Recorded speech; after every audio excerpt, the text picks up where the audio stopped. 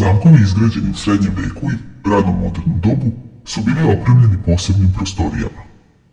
Jedna od njih bila je tamnica, koja se obično nalazila u podrumu.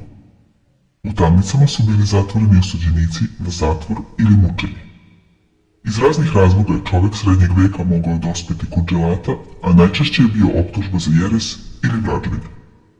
U kasnijim vekovima inkvizicije iz verskih razloga zamenjene su političkim razlozima. U tamnicama su najstrašnija bila ispitivanja mučenja.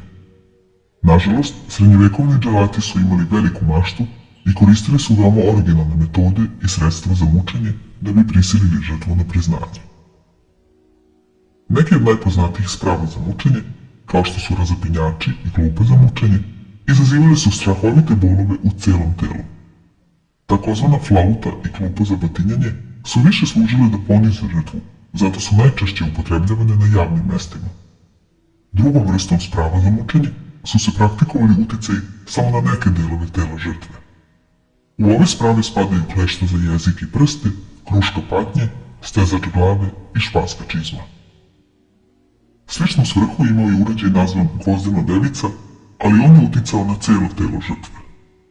Za sam proces mučenja, takozvanu torturu, u srednjem veku je postojao propis u tadašnjim dokumentima. U zavisnosti od ozbiljnosti optužbe, tim propisima su davana uputstva isledniku o koracima koje treba da preduzme prilikom prisiljavanja žrtve da prizna svoj zločin. Same metode mučenja su bile veoma efikasne, ali optuženi u mnogim slučajima nisu preživjeli proces. Ideš pod mač, bato! Pod mač!